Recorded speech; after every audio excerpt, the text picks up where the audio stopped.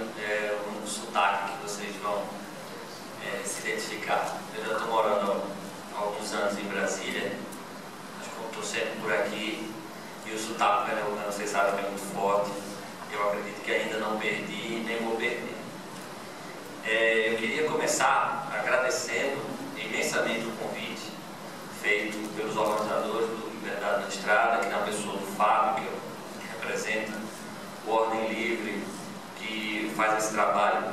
Eu lembro que no ano passado, em Brasília, eu fui à Liberdade na Estrada como ouvinte, para assistir a palestra do Diogo Costa, né, que hoje eu tenho o imenso prazer em conhecer, junto com o professor Carlos Pio, professor da UNB, muito bom também. E era uma época que eu estava mais ou menos já, digamos, estabilizado no meu pensamento liberal, que não é tão antigo, né? E aí eu aproveito agora para fazer meu segundo registro, que é o agradecimento, dizer que é uma honra imensa estar aqui mais uma vez na presença do Hélio, porque nessa passagem, nessa minha conversão para o liberalismo, ou mais propriamente para o libertarianismo, o instituto que o Hélio preside tem um papel decisivo, né? É o Instituto Vomises, que está aqui, inclusive o brasão, não do brasão do brasileiro, mas o brasão do Instituto Ludwig Vomises americano, que foi o que deu origem a todos os outros. Salvo engano, hoje o Instituto Vomises tem 19 ou 20 países, alguma coisa assim. E o Fábio colocou o site para vocês e eu recomendo que todos acessem e conheçam o conteúdo que é divulgado desde 2008 pelo Instituto Ludwig Vomises Brasil. Aqueles que conseguem ler em inglês, tem aí também o Instituto Ludwig Vomises Internacional, mises.org, que já há bem mais tempo faz esse trabalho. Eu tive o prazer e a honra de estar esse ano nos Estados Unidos fazendo um curso no Instituto Ludwig Vomises, que eles fazem todo ano, no Mises University. Uma semana em imersão total com os maiores autores liberais e ligados às novas teorias da economia, com palestras sobre os mais variados temas, sobre a perspectiva da filosofia liberal, da filosofia libertária. Então, esses eram os dois registros iniciais que eu queria fazer. E o terceiro é que é muito bom voltar ao UFPE, né? É bem verdade que, como estudante de Direito, vocês, quem é da UFPE sabe que o estudante de Direito da UFPE passa pouquíssimo tempo do curso aqui. Eu não sei se hoje passa algum tempo aqui, acho que agora mais nenhum. Mas na minha época, a gente faz o primeiro período ainda onde? No Cefis. Eu fiz o primeiro período no Cefis. Não todo, só algumas disciplinas. Fiz o primeiro período no Cefis, o resto do curso é todo lá na Faculdade de Direito, ali no centro da cidade. Mas eu também me lembro do UFPE porque após o curso de Direito, eu tomei coragem de fazer o curso de Letras, aqui no CAC, né? Não terminei, porque eu tive que ir para Brasília, acabei tendo que trancar o curso, né? E a verdade é que eu também não estava gostando muito não. Eu sempre fui um amante do português e sempre tive o sonho, ainda vou realizar esse sonho de me formar em letras e lecionar. Mas eu me decepcionei muito quando vi o curso muito impregnado de um preconceito contra os gramáticos. Existe, não sei se quem eu vi que alguns devem ser do curso de letras. Hoje tem uma rixa danada dos linguistas com os gramáticos. Essa rixa ganhou notoriedade recentemente por causa de um livro aí, do MEC, aquela briga toda. E eu era da cartilha do Napoleão Mendes de Almeida, eu era o Evanil Bechara, então cheguei lá e vi um curso meio hostil às minhas ideias, e confesso que não estava gostando muito do rumo que o curso estava tomando. Mas era uma satisfação imensa voltar aqui ao UFPE, onde eu me formei, onde eu fiz meu mestrado, né? A reação que eu tive quando cheguei aqui foi a mesma que eu tinha na época. Na época eu estava estudando no CAC, eu já era formado em Direito, estava estagiando, estava começando a advogar, e eu vinha de paletó e gravata muitas vezes, né? conseguia ser o cara mais estranho do CAC. Sem graça, porque o CAC é o lugar assim, tipo, a Fefeleche daqui. Então eu conseguia ser um cara estranho porque eu via o Papai Noel gravando, todo mundo assim, aquele cara é alternativo mesmo. E aí quando eu cheguei hoje, o Érico olhou pra mim, o Fábio já olhou pra mim e falou, você é de Recife, veio que o Papai Noel nesse calor, tudo, quer dizer, eu me senti de novo um corpo estranho, como eu me sentia quando eu ia pro carro com o Papai Noel gravado. Foi uma sensação muito bacana. Bem, mas vamos deixar de conversa piada e vamos ao que interessa. Eu fui convidado com muita honra para falar nesse evento e o tema é Brasil, País do Futuro, até quando? Embora o tema remeta ao futuro, eu queria falar aqui um pouco, eu vou falar sobre essa frase, mais ou menos o que eu acredito que espera o Brasil, mas eu queria usar referências do passado para fazer isso. Eu vejo a camisa do Érico aqui, o nosso Felipe Barros brasileiro, né? O Felipe Barros é um autor contemporâneo, ligado à escola austríaca, escreveu um livro que foi recentemente traduzido pelo Instituto Ludwig von Mises, A Tragédia do Euro, e é impressionante a semelhança dele com o Érico.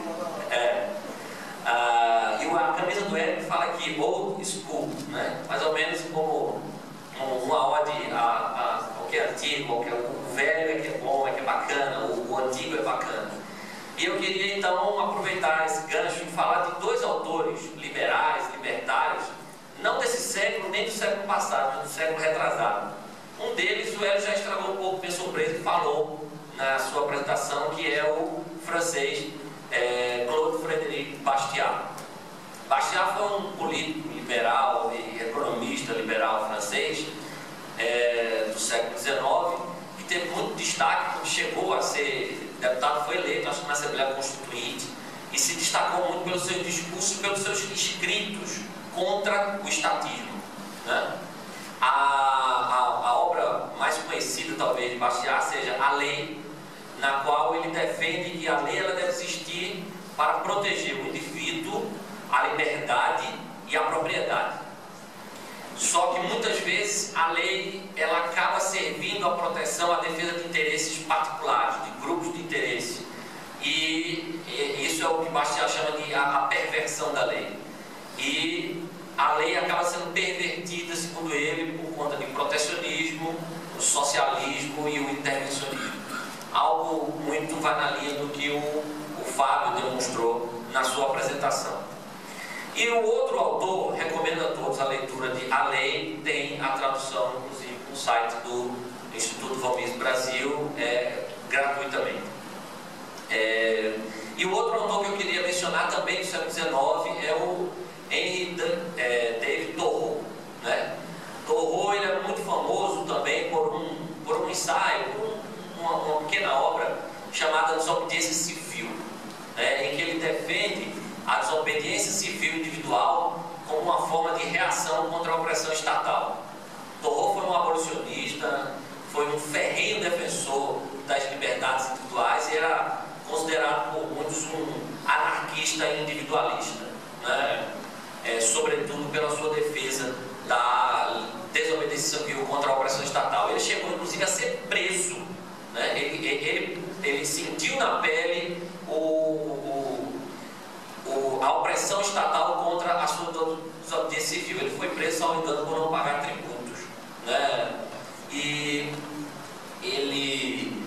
a obra dele, Desobediência Civil, acabou inspirando muitos grandes líderes mundiais, como Gandhi, inclusive. Há relatos de que Gandhi teria lido a obra enquanto estava preso e usou muitos dos princípios da obra de Thoreau para conduzir a sua revolução pacífica, né?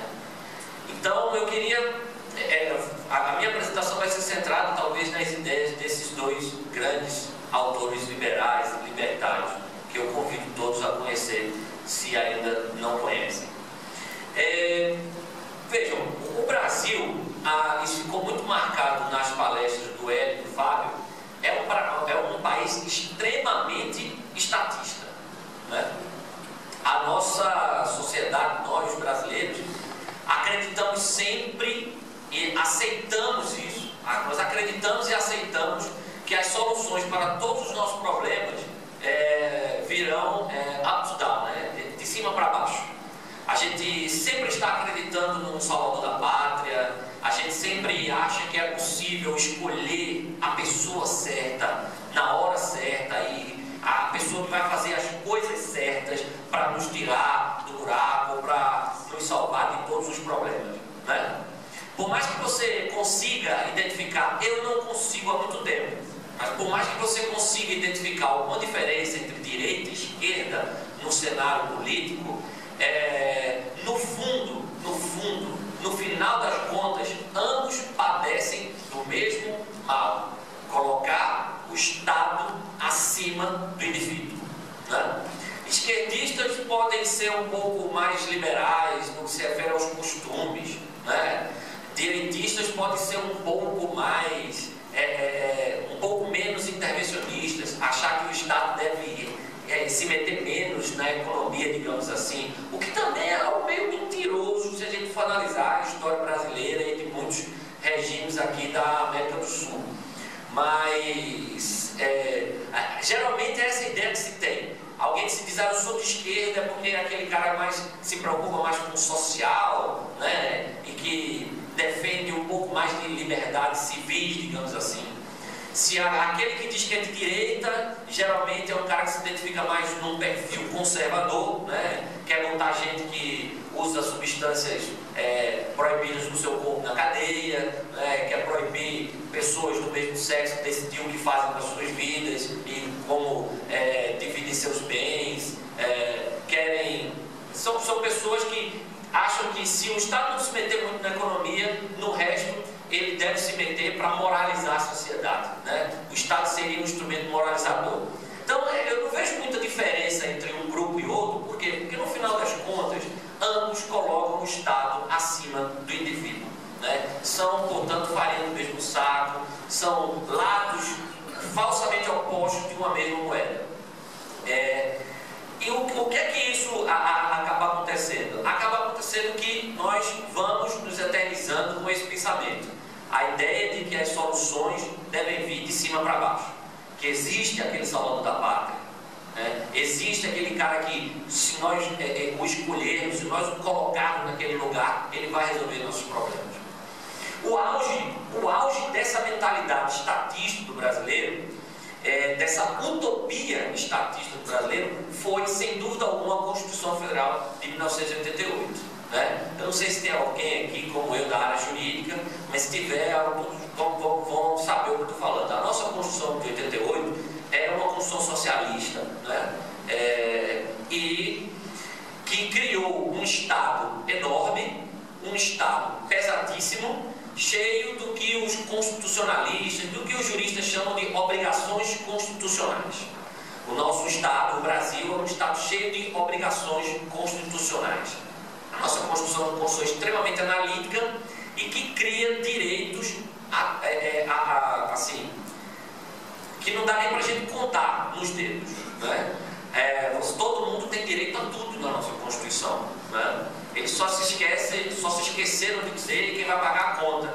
Eu não lembro que eu era muito novo, mas depois, estudando um pouco sobre a Constituinte, o partido da Frente Liberal, acho que capitaneado na época pelo Roberto Campos, colocou uma faixa durante todos os trabalhos da Constituinte: quem vai pagar a conta, né? Eram alguns resquícios de pensamento lúcido liberal que a gente tinha no Brasil. Mas o fato é que a Constituição acabou sendo aprovada e criou esse Estado que está aí, que dá direito de moradia, direito à educação, direito à saúde, direito ao meio ambiente equilibrado, e todo tipo de direito que você imaginar, sem se preocupar com quem vai pagar essa conta, porque as pessoas esquecem que direitos não nascem em árvores, né? O fato de você escrever um papel que existe um direito fundamental aquilo, não significa que aquele direito realmente seja um direito. E isso acabou gerando duas consequências tristes para a nossa sociedade e para o futuro da nossa sociedade. A primeira, eu não vou me deter muito, porque o Fábio já falou disso de forma satisfatória. Estado imenso como o Brasil tem, é impossível não se ter a carga tributária que nós temos. Então, nunca acreditem numa promessa de reforma tributária que vá diminuir carga tributária. Isso é impossível, é materialmente impossível, porque com a nossa Constituição que nós temos, a nossa carga tributária é até baixa. A nossa Constituição, para ela ser implementada, ela exigiria que nós fôssemos escravos, que a gente trabalhasse o ano todo e não só 132 dias, né, para pagar impostos. Então, a carga tributária brasileira é altíssima por conta do tamanho do nosso Estado. E, obviamente, também por conta da ineficiência, porque quanto maior o Estado, em mais áreas ele vai atuar, e como o Estado é sempre ineficiente, essa ineficiência tem que só aumentar. Mas eu não quero me focar nesse ponto, né? A pesadíssima carga tributária, a proibitiva carga tributária do empreendedor brasileiro é algo que qualquer pessoa minimamente sensata consegue realizar e internalizar, né? Ela pode, às vezes, não estar muito aí, estar muito preocupada em sair da sua zona de conforto e brigar para mudar isso. Mas todo mundo sabe que a nossa carga tributária é absurda, ela é proibitiva para o empreendedor e tem que baixar. Mas eu digo a vocês, baixar a carga tributária sem mudar a nossa Constituição e sem tirar boa parte dessas obrigações constitucionais que existem é uma utopia sem tamanho. Fiquem sabendo disso. Mas eu quero focar no segundo problema que a nossa Constituição criou. Além dela ter criado esse Estado enorme e isso gerar uma carga tributária altíssima, ela gerou o que eu vou chamar aqui de Estado-dependência. Ela criou uma sociedade absolutamente dependente do Estado, dependente para tudo, né? O Hélio já falou da frase, e estava aqui, eu ia falar dessa frase também, que é a frase do Bastiat, que diz que o Estado é a grande ficção pela qual todos sonham em viver às custas de todos, né? Todos querem viver às custas do Estado, mas elas se esquecem que o Estado é que vive às custas de todos, né? Então é impressionante como o brasileiro é Estado dependente. Eu fico revoltado. A gente teve agora, por exemplo, as Olimpíadas, né? Aí alguém se destaca numa modalidade de uma medalha. Pegou aquela história fantástica daquele lutador lá do Espírito Santo, em que os dois filhos dele deram um show nas Olimpíadas, os Falcão, o Touro Moreno, né? E aí é muito revoltante quando você está vendo, você está, que massa, você está feliz, você vê uma história de superação, o pai que criou os filhos treinando lá. Aí a primeira coisa que eles vão falar quando ele ganha a medalha, que vai dizer é o quê? Que o Estado agora quero ver se o governo vai ajudar a gente. Meu Deus! Você conseguiu sem a ajuda do Estado chegar lá na Olimpíada e ganhar a medalha, tudo. A primeira coisa que você vai fazer quando você tem a oportunidade de pegar o microfone e falar é reclamar e agora dizer que o Estado tem que ajudar, né? A Estado-dependência do brasileiro é uma coisa assim irritante, né? As pessoas parece que elas não conseguem imaginar que elas precisam dar com as próprias pernas, que elas precisam conquistar suas coisas sem obrigar ninguém a pagar por isso, né? Isso é irritante do ponto de vista do esporte. Nas artes é a mesma coisa, né? A artista no Brasil acha que nós temos a obrigação de financiá-los e de encher os cinemas para eles, de encher os teatros para eles, de encher as casas de espetáculos para eles, né?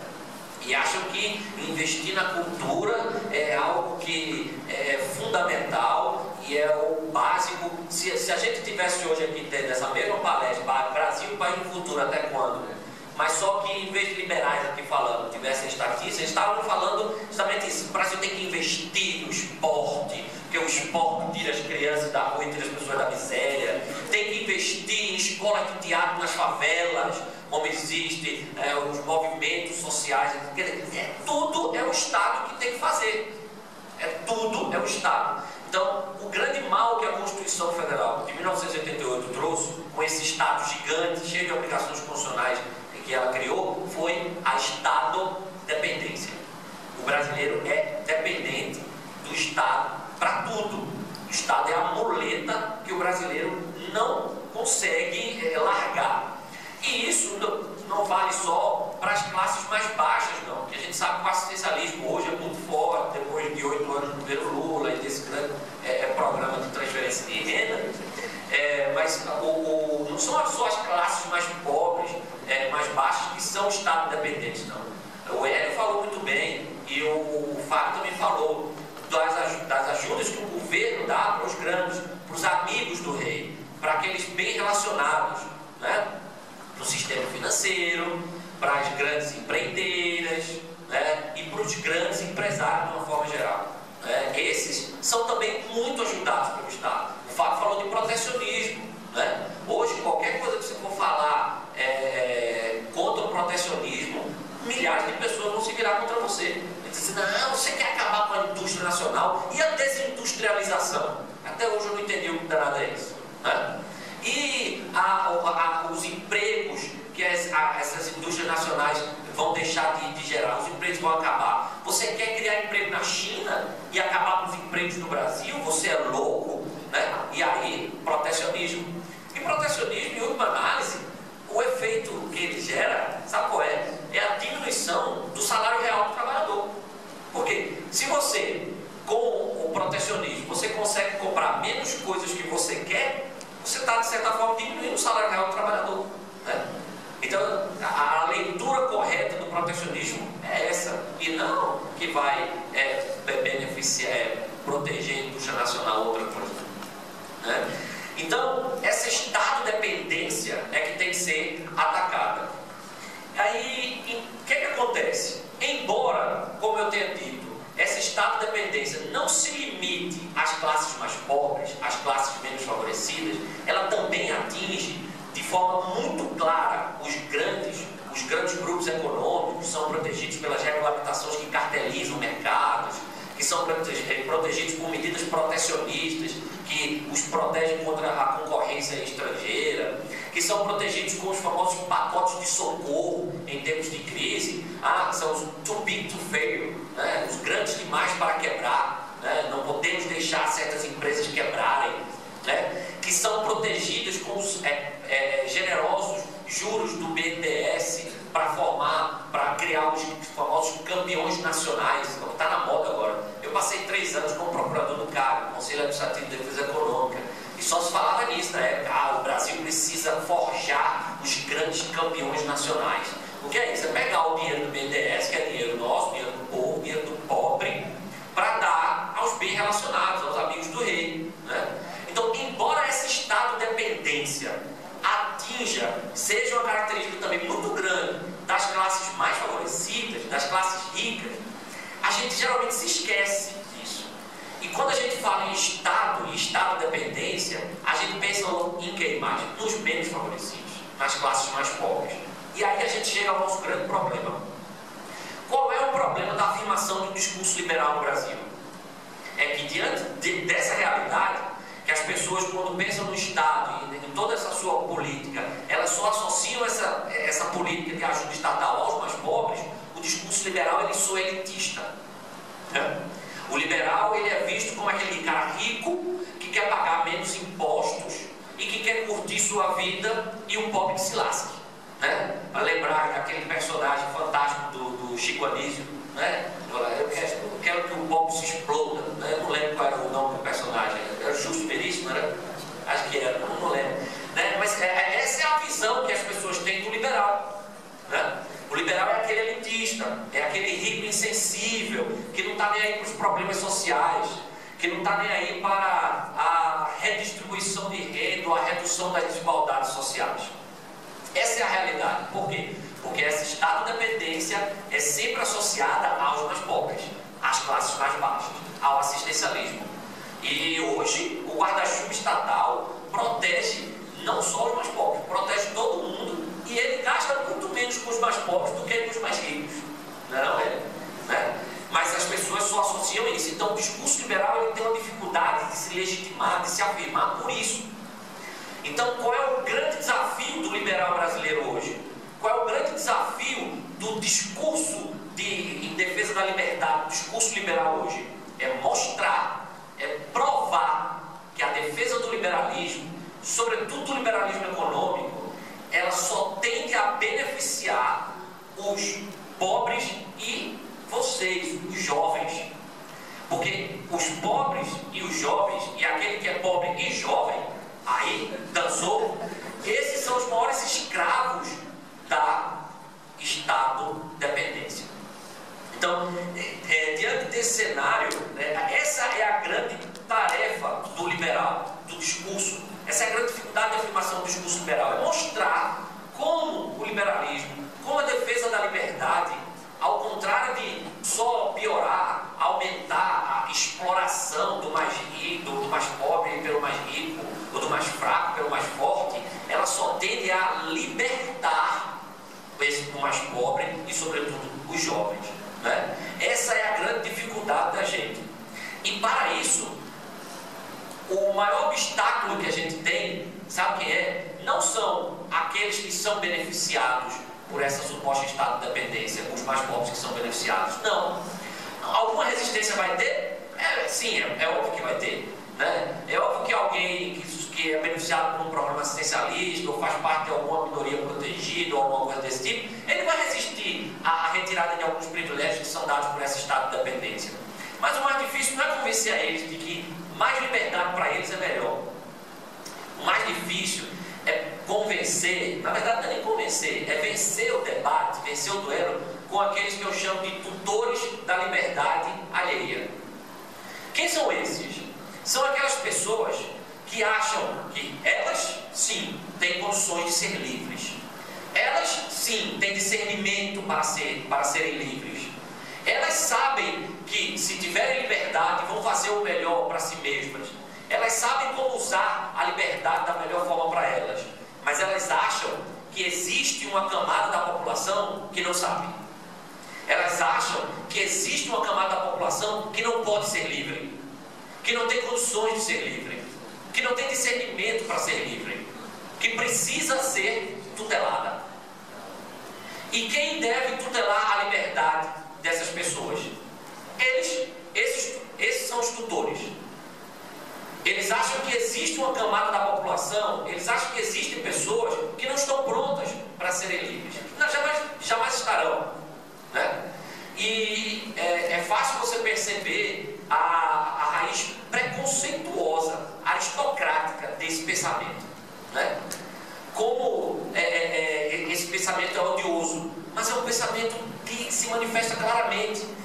Qualquer tema liberal que você for discutir com alguém, se você começar a mostrar os argumentos claramente para essa pessoa, no final é bem possível que ela chegue e diga assim: ah, mas você tem condições de fazer isso, mas existem muitas pessoas que não têm, então por isso que é preciso do Estado. Eu vou dar para vocês alguns exemplos de temas liberais que me interessam, que estão na moda e que já devem ter permeado muitas discussões das quais vocês participaram.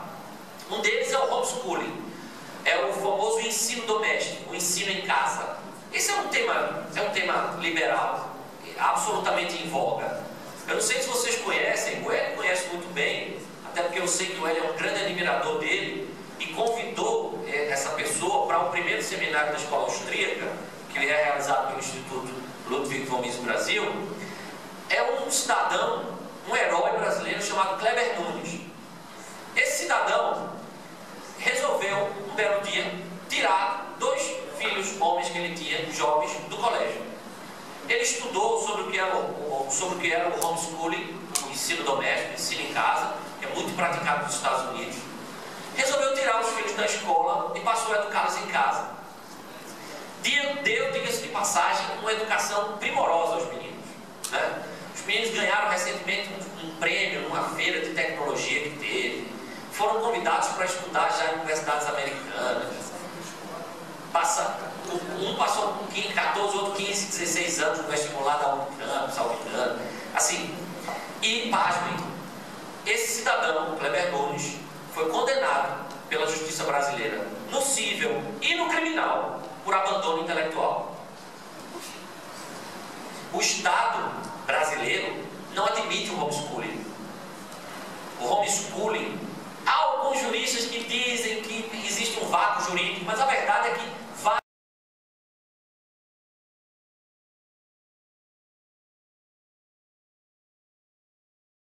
muitos são condenados, como o caso do Kleber Nunes. Ou seja, a estado-dependência do brasileiro, a mentalidade estatística do brasileiro chegou a tal ponto de acreditar que o Estado é dono dos nossos filhos. quando você começa a discutir homeschooling com alguém, se você começar a convencê-la, no final das contas ela vai dizer assim: ah, André, você está defendendo isso porque você é formado, você tem mestrado, você é professor, então você tem condições de saber o que é melhor para os seus filhos, dar uma educação boa, mas muitos não têm. Aí você vai discutir outro tema, por exemplo, regulamentação de profissões. Esse é um tema que atiça os ânimos de qualquer um, né?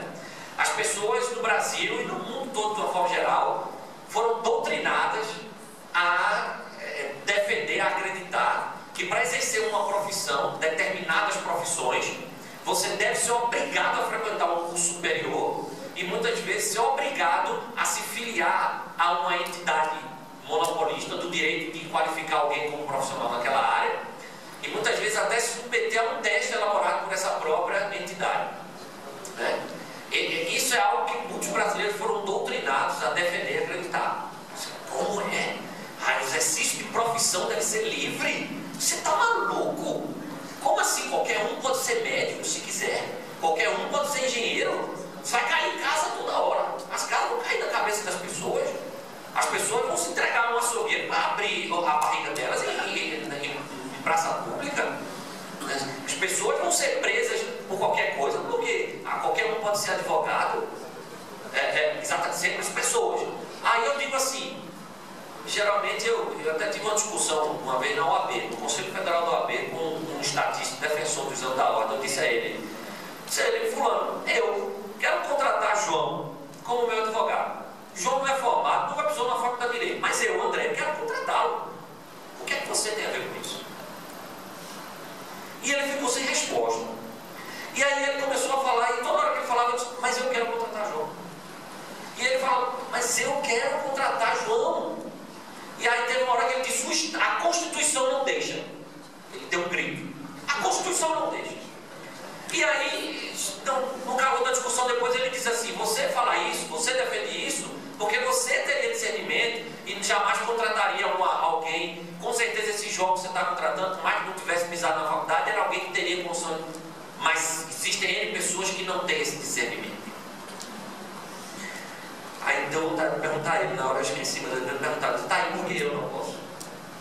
Porque hoje nem eu posso, nem o cara mais inteligente do mundo pode, porque ele tem que contratar um advogado filiado ao OAB, né, que passou 5 anos na faculdade aprendendo coisas que ele nunca vai usar na vida, né? Um cara que quer ser advogado do seu trabalho vai ter que estudar um bocado de porcaria que ele não quer e sabe muito menos do que um servidor da justiça do trabalho, que se a gente vivesse num regime de livre iniciativa mesmo, esse cara podia amanhã largar o trabalho e começar a oferecer seu serviço. Ele nunca tem usado na faculdade, sabe mais direito do trabalho do que muita gente. Um cara que trabalhou a vida toda, 14 anos, 15 anos, 16 anos, começou a prestar serviço num cartório de um tio de alguma coisa.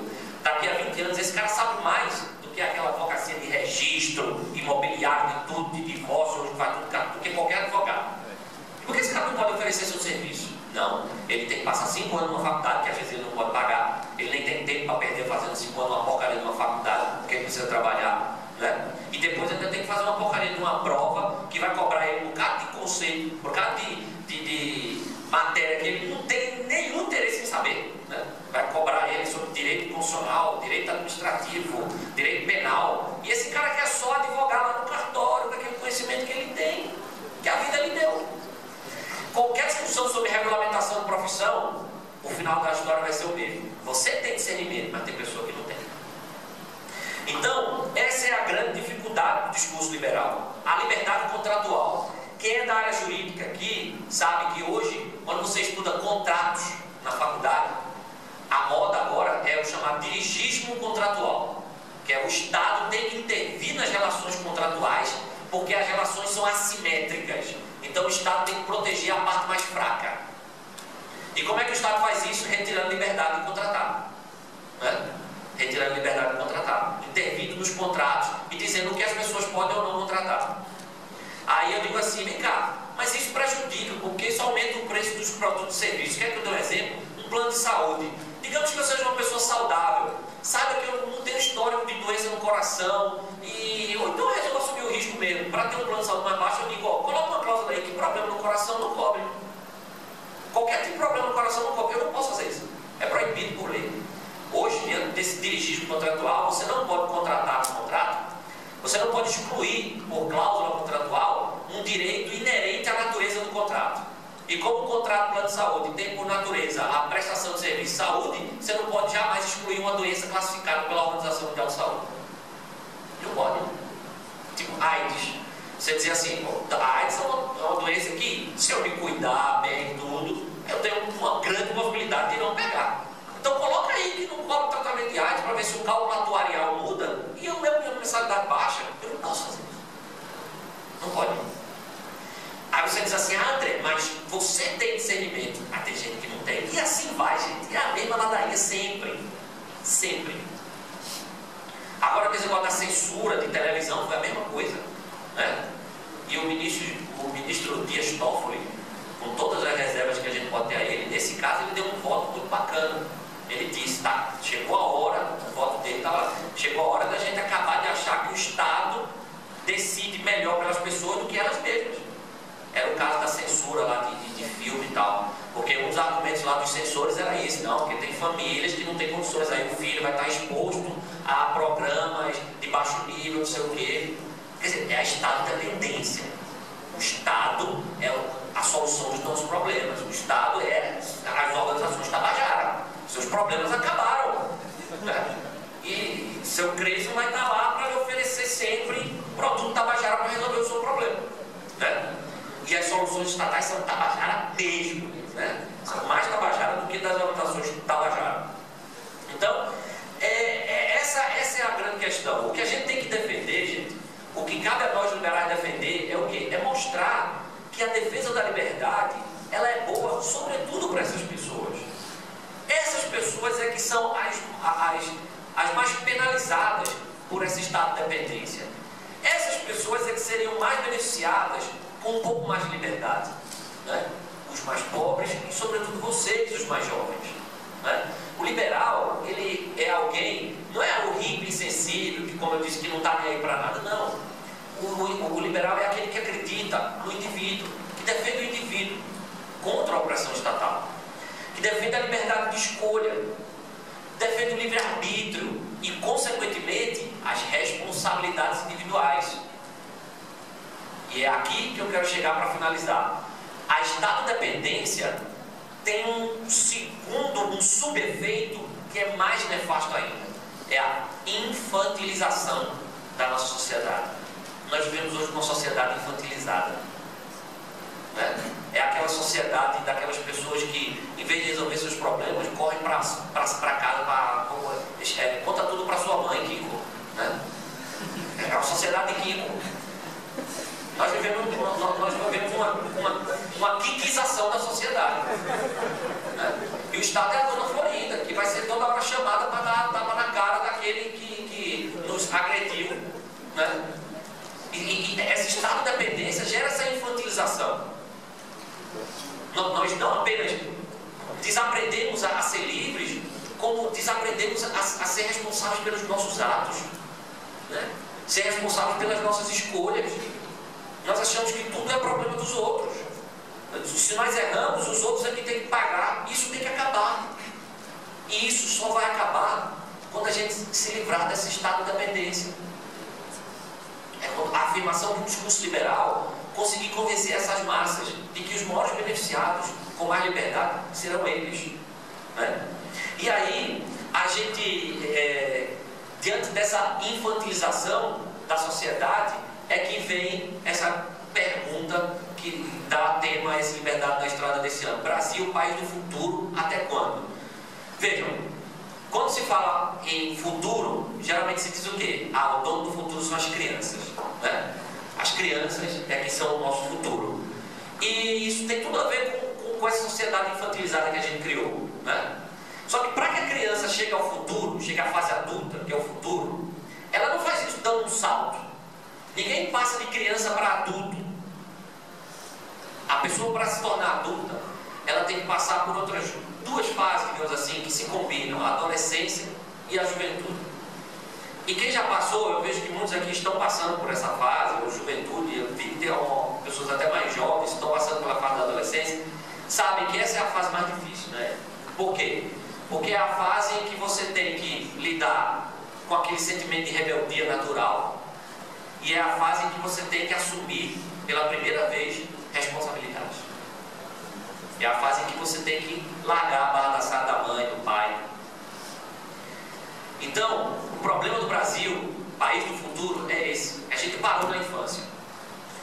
E a gente fica sempre falando no nosso futuro, na nossa fase adulta. Mas a gente esquece que para chegar a essa fase adulta, a gente tem que passar pela adolescência e pela juventude. Ou seja, a gente tem que experimentar um pouco de rebeldia e a gente tem que aprender a assumir responsabilidade. A gente tem que ter a rebeldia do adolescente e a gente tem que assumir as responsabilidades que todo jovem começa a assumir. Enquanto a gente achar que a gente vai passar de criança para adulto num golpe, porque o papai da gente pegou o Estado, puxou a gente e colocou lá, a gente nunca vai deixar de ser um país do futuro. Nunca. Enquanto a gente não tiver a rebeldia